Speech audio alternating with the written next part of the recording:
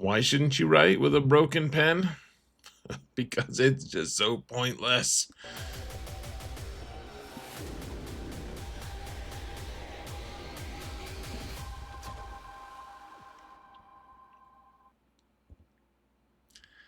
Hello, everyone, and welcome to another episode of Zareth Prevails. Today, we're going to talk about how to beat JMK and Ezra. And in fact, I'm going to just do a, it's probably not going to be that brief recap of my alts GAC recently, because it was a cool one. It was actually a really neat one for reasons I will elucidate upon further.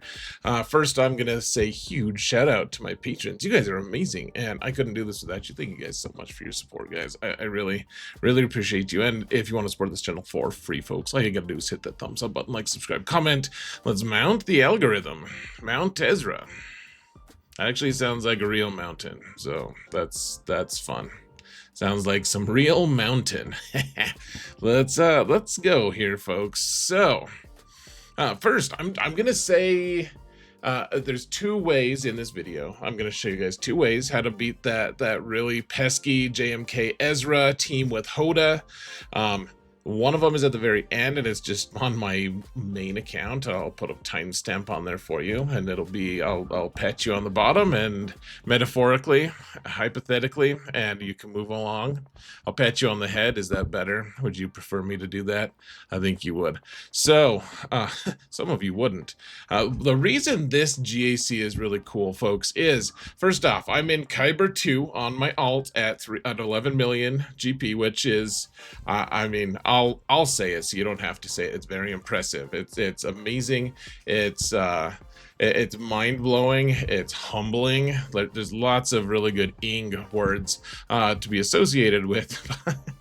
Okay, I'm sorry. I'm bragging a lot, but I'm doing okay on that account, though. I only have 5 Galactic Legends total, and so it's really I'm always facing accounts that are way out of my league, right? Like usually somewhere in the 13 to 14 million GP range. Like everyone has all the stuff at Kyber 2, and even though they're not like perfect players or whatever, they got all the stuff and they typically know what they're doing.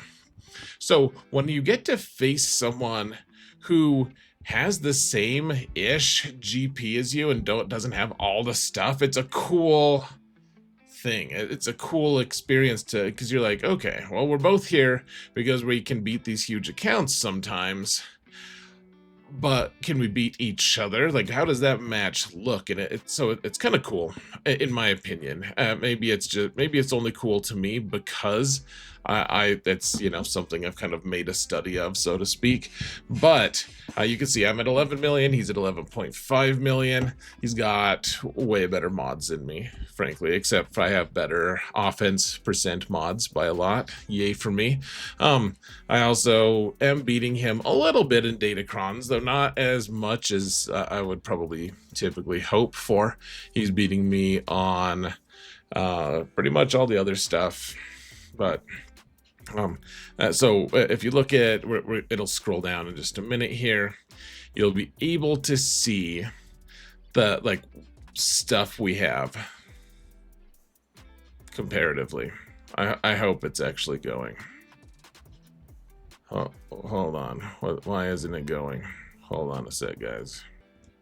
Okay, here we go. So you can see neither of us have, say, the Eternal Emperor. He does have Kenobi. He has Lord Vader. He doesn't have Jabba, weirdo. And we neither of us have a Galactic Legend of Ahsoka Tano. I have Balin. He's just on defense, and he's not very good because he doesn't have all this stuff yet. He does somehow. My opponent doesn't have Bo-Katan. What a loser. But I don't have Gungans, and I don't have Leviathan, so he's beating me in a lot of ways here. And you have to deal with my face being up in 2 different places on the screen for a little bit here, guys. So here's my defenses. You can see he failed against my Supreme Leader Kylo team. Here, let's rewind it just a little bit. Hold on. Yeah. Oh, okay. So I placed, this is my bottom zone. The Supreme Leader Kylo is here. He failed twice on it. He probably tried to sit in a burner, and then he probably failed with Bane. It would be my guess. And then I also do have a Rey team here. I have that. I have a few other good teams here. I think my face is gonna split off now, so that's pretty cool, pretty neat. Here, I'll change where my face is too. Hold on. Okay, so um up top he lost to Saw team a little bit, and then he one-shot all the other stuff that I have, but he's basically just stuck. He can't get through Supreme Leader Kylo. The problem, of course, is he also has Supreme Leader Kylo on defense, as you'll see. Which, so, you know, the Supreme Leader Kylo team with the pointed teeth Rey Datacron. Oh, he failed on my Mace with Sith ships fleet as well. Because why not? So the pointed teeth Rey team, of course, is just really strong. So he's also, one of the cool things is he's also doing something that I do on this account, because you have to, if you want to face these bigger accounts and actually have a chance to win, sometimes you have to just put some garbage teams down so that you have enough for offense. But because you don't have all the teams, you need to have enough stuff to be able to get through your opponent's zones. And so he does this very similar thing. If you look at my defenses, I put a lot of just like random crap down. Like I put Ewoks down. I put and maybe not quite as much crap as my opponent, but like not that much good stuff. Like he doesn't have like you put an OG Poe team, like a team that you could place 5 or 6 years ago on defense. You place that one, and not because he thinks it's going to get a hold. It's because you may as well try to knock a few banners off. Yeah, that Karth team is not great, but it might steal some banners, and it requires a little bit more attention than just total garbage. And then mixed in with that, he's got a high relic Tarkin squad with all the Omicrons, and he's got a Datacron and everything. That's something that could legitimately cause me to fail an attack. He has also got a Lord Vader team in the bottom there. You can barely see it. There it is. But also high relic, really tough to beat. And then up top here, you can see he plays the team that I'm guessing he watched my GAC defensive teams video, because this is a team that I've been telling people to place a little bit with Double Rey and Watt. A lot of people have been telling me it's getting him a lot of holds this season, which is awesome to hear.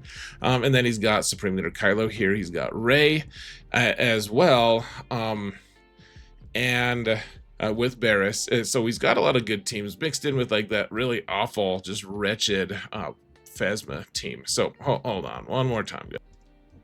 All right, so we're gonna start by fighting this Tarkin squad with Palpatine, and so it's gonna be EP Mara and Thrawn, because typically we just want to use Starkiller here with Starkiller here against the like alongside Seer and Malicos. So anyways, the idea behind this team, and I showed this in a previous Counters You Need video, but I just want to kind of explain it just a little bit more in depth, because I did it a lot better this time. So Thrawn is going to be fracturing one of these guys, and that's great. He's also here to get some of your banners back.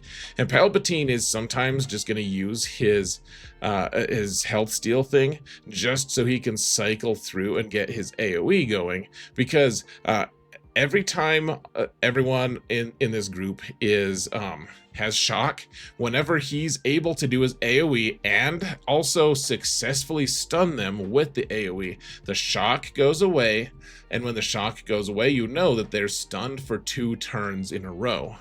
If it doesn't go away, that means that you probably didn't actually stun them. So it's nice to be able to get those consecutive turn stuns, because you can just keep them perpetually stunned, as you can see. And then Mara Jade is able to constantly reapply Tenacity down and reapply her reapply shock to all of them with her AoE, and then Palpatine is also able to cycle through turn meter pretty quick if everyone has shock. So you want to go through this process of applying shock and then stunning everyone and keeping them stunned, and then reapplying shock. Just constantly rinse and repeat, and that's what we're doing here. So even though these guys are all like relic 9 or something like that, we're able to, for the most part, even though all my guys are, I don't know, most of them, I guess a couple of them are relic 7 on this account. Remember, this is my alt account, so it doesn't have all the relics and stuff, or very good mods. You guys saw the mods earlier. Still able to get through this with a 67. Nice start, wouldn't you say?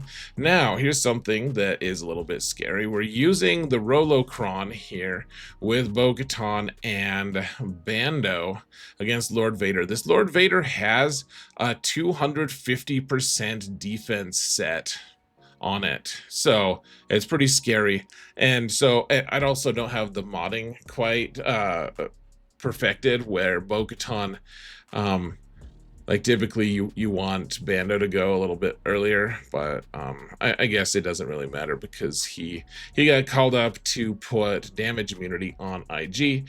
And so anyways, we're using the HODA CRON, and remember, the HODA CRON makes this way easier because every time you, oh yeah, he's already gone. Wow, you have to kill Lord Vader first, by the way.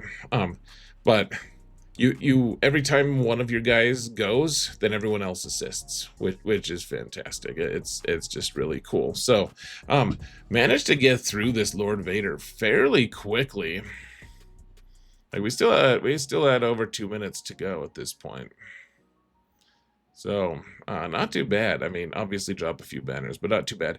Now this battle is fun just because those of you who've been here who've been playing for 5 years or something like that, this team used to be around, and this used to be a powerhouse on defense in GAC. It was so strong until someone realized you could use wedge lead and then Han and Chewie, and that way you could just stun Hero Finn and be able to take him out. This was what we called the social contract team. Everyone placed this team on defense, and then everyone used this team to counter it. And I mean, remember, the Han and Chewie team was a lot stronger. It was a lot better back in the day.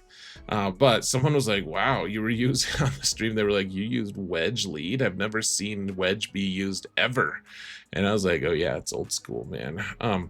All right, so they got this Karth team, and look, I mean, we could probably use a lot of squads to deal with this. I mean, only gear 12 on the Wookiee and mission, but one of the nice things about this Padme team is if they're going to be countering and hitting us back, we're going to get a lot of bonus protection. And I mean, our team is basically impervious to what they're trying to do.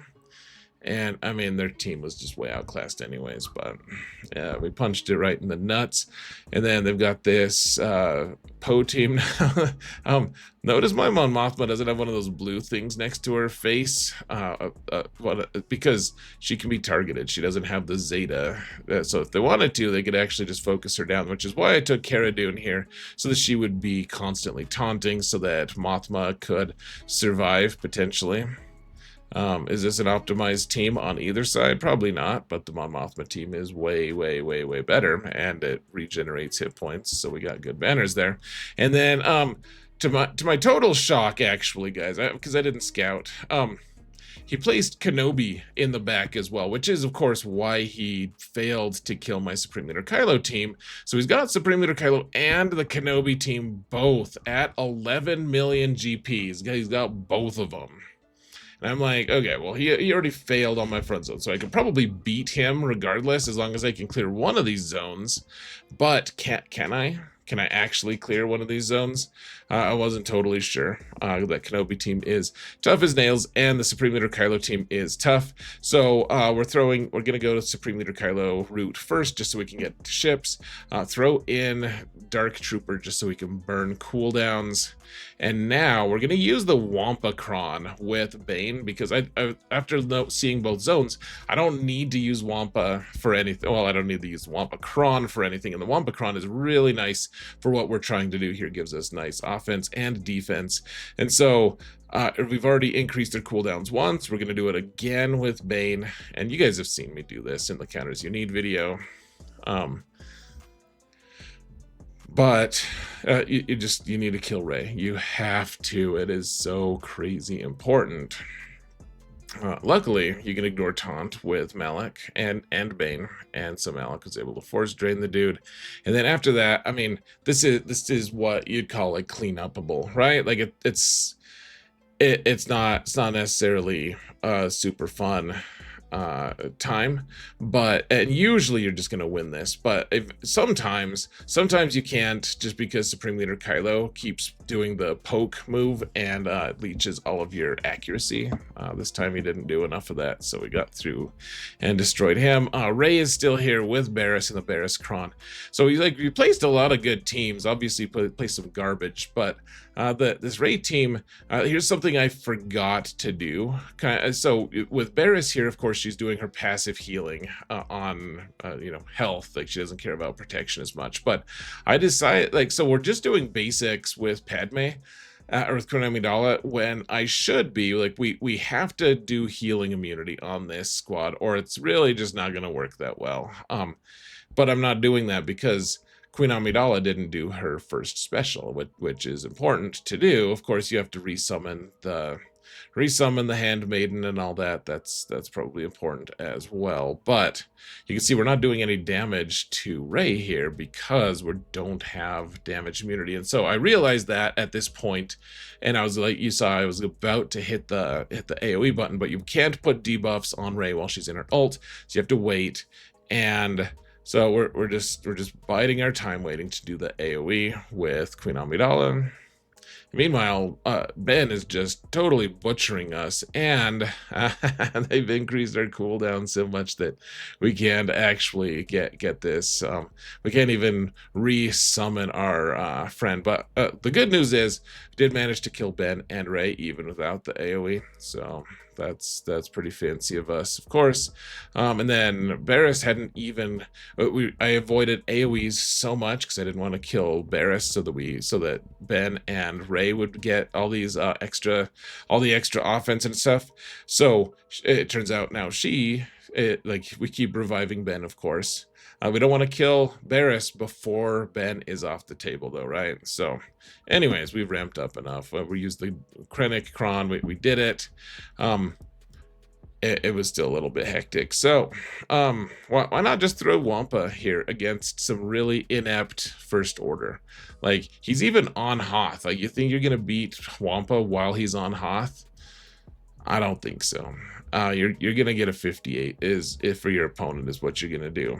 So let's go and fight Jedi Master Kenobi. Now, one of the things that's nice about this approach, on this account at least, to using the Supreme Leader Kylo, using Bane to counter Supreme Leader Kylo, if that works, which it doesn't always work, but if it does work, then you can save the HODA CRON. You can put it on defense. My account doesn't have Jedi Master Kenobi, so instead we keep that HODA CRON for Jedi Master Luke to use. And so we're gonna fight Jedi Master Kenobi here, which this isn't like a super high win rate. It's decent, and the reason it's decent anyways is the win rate isn't maybe the highest, but you're also you have a really high rate of just killing half of the team that you're fighting.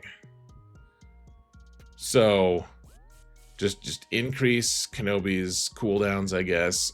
Cat wastes her AoE on you, and then and you want to kill Cat first if possible. I took Cal because he can hit below protection when he's got riposte, so when he does his whirlwind attack. And so yeah, Ezra just needlessly taunting there. What a tool he is.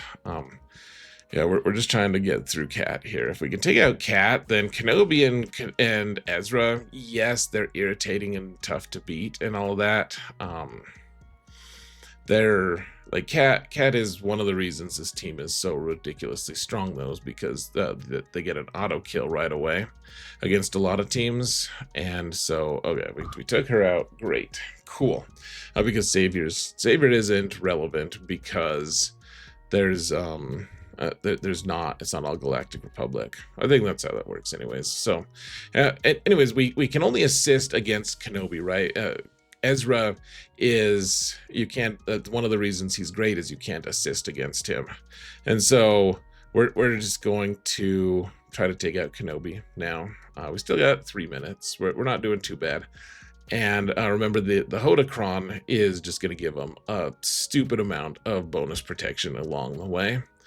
And one thing I'll say right away, I acknowledged it when I finally did it.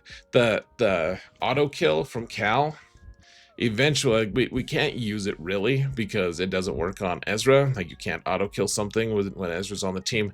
But I just wanted to use the attack for some reason. I was like, it feels weird not to do it, so I did it. But I waited until Kenobi was gone, because you can clean up Ezra, right? Like, once you get rid of Kenobi, then Ezra on his own, like, yes, that Cron is really good, but it's still not going to actually beat anything. All right, one of the things that I should have maybe done is still cycle through my specials with Luke, using the special ability from the leadership ability from Jedi Master Luke, but I was just impatient to do that, because obviously you can't call assists, so using the special just doesn't do anything. And so instead, I just used the main abilities and not the specials, even though that would have helped reduce cooldowns and stuff. I just was excited to maybe eventually beat Ezra. Even at red health, he sticks around for a long time, doesn't he? Because he's got a ton of mastery, and he's got all this dodge. Like, you can't hit him. Finally, I stunned him and was able to take him out. All that mastery, getting dodge is so ludicrous. Like, Ezra's such a good character, guys. But we one-shot it. We got a 56, which is great. Now we've got Great Mothers. He doesn't have Ahsoka or anything, GL Ahsoka. So I decided to use Great Mothers, because otherwise, remember, Stick Ray is doing a crazy amount of damage in theory. And so just being able to ignore that taunt using the Doom mechanic, I mean, you saw it work right there. It's just nice against a light side opponents, or against a light side leader. You can ignore taunt. So all right, we're going to use Traya against these Tuskens. It is a Relic 8 Tusken Warrior, so he knows, like, it's a lot of damage from Tusken Warrior. And the idea is you just put the isolate onto the Tusken, onto the summon character, so that eventually, once Nihilus is ready to annihilate someone, he's able to kill the actual real Tusken character, and the summon doesn't interfere or whatever. So there we go. Killed the raider, and now there's an open opportunity here to I mean, because we have isolate on the one character who can taunt, like, we don't have to hit them except when we do AoEs, and then they're just holding the door open to be able to take out warrior and chieftain, which we do with alacrity. I'm sorry to spoil it, guys. I'm sure you were really curious and wondering, you were in suspense whether Traya was going to be able to take out Tusken Chieftain, weren't you? In the sewers of Terrace in Knights of the Old Republic. I think that's where that setting was. Okay, so this is the team I've been using lately to take out the Qui-Gon teams that have persisted. I mean, I tell people to place this team all the time anyways, because people can make mistakes, and it's this team can hit so hard that people lose to it all the time still. But in this case, I couldn't believe we took out Qui-Gon so easily. He even had like a Cron that made him really tough to take out. So anyways, it takes a while to take out the cone head, the cone man, but we eventually do it. And then I think for the most part, I mean that they're all fairly easy. Oh yeah, this this Killer and Beck team. I mean, it could be tough, but we still had Leia available because he didn't place. He kind of ran out of Galactic Legends and stuff, so that was great. That was pretty cool.